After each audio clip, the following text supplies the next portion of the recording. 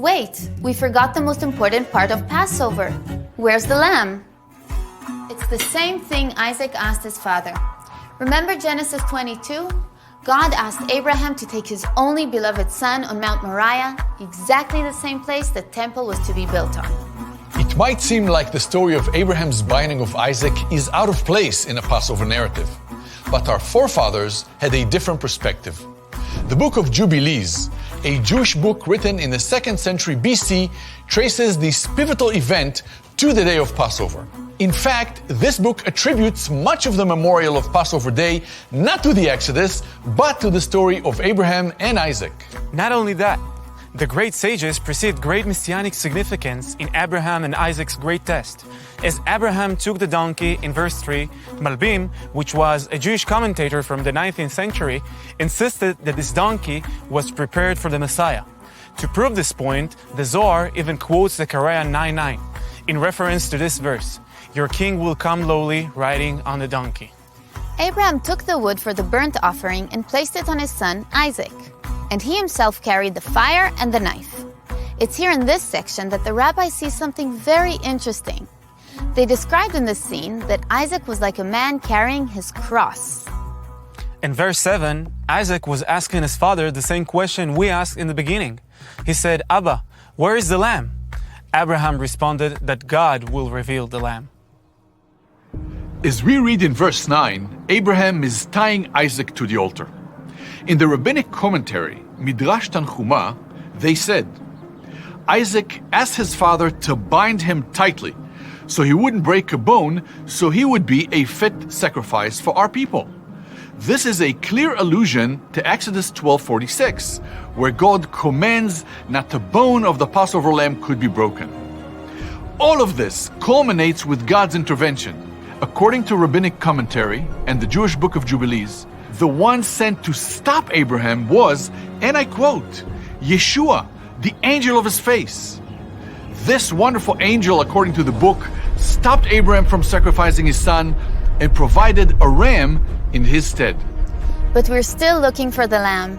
It's clear that the sages of old saw this Akedah passage as a reference to the story and sacrifice of the Passover lamb. As the ram took the place of Isaac, the blood of the lamb redeemed the firstborn in Egypt. God saw the blood of the Passover lamb and saved Israel's firstborn. The Passover lamb may have been the final blow that released our people from the clutches of Pharaoh. But as we read on, the promised lamb of the Messiah, as Isaiah 53 describes, will do more than release us from Egypt, but deliver us from sin and death. But this all sounds a bit familiar, right? It was first John the Baptist that proclaimed this truth plainly. He saw Yeshua as the fulfillment of this promise, as he shouts out, Behold, the Lamb of God who takes away the sin of the world. Just as Abraham saddled his donkey on his way to Mount Moriah, Yeshua entered Jerusalem riding on a donkey. Like the rabbis saw with Abraham, Yeshua's disciples also saw the fulfillment of Zechariah 9:9, as Matthew 21 says. All this was done that it might be fulfilled which was spoken by the prophet, saying, Tell the daughter of Zion, Behold, your king is coming to you, lowly and sitting on a donkey, a colt, the foal of a donkey.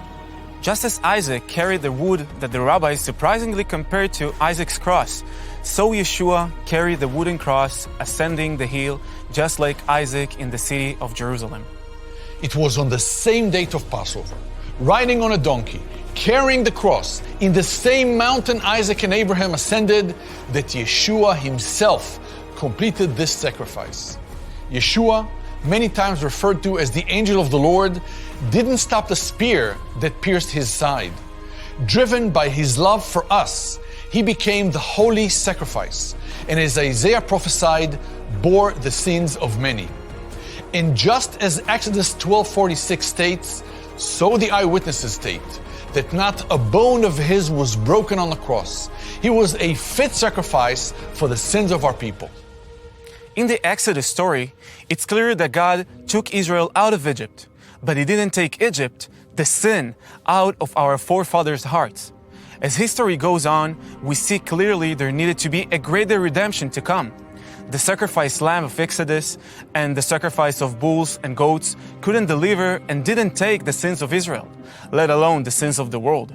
That's why our prophets, like Isaiah, talked about a new Exodus, a second Moses. And this is where the lamb shows up again. So who has believed our report?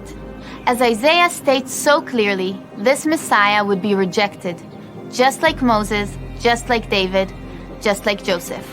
But a remnant would have eyes to see. He was oppressed and afflicted, yet he did not open his mouth. He was led like a lamb to the slaughter, and as a sheep before its shearers is silent. So he did not open his mouth. The key point here is the text clearly says in Hebrew like, the lamb. Isaiah is referring to the Passover lamb as he describes the suffering servant. So is the lamb at your table this Passover? At the end of our Passover Seder in every home, our kids run to the door to look for Elijah, the forerunner of the Messiah. But this year, instead of looking for Elijah, open your heart to the Lamb of God, Yeshua the Messiah. As he said, I stand at the door and knock. If anyone hears my voice and opens the door, then I will enter his house and dine with him, and he with me. We wish you a blessed Passover and happy Resurrection Day.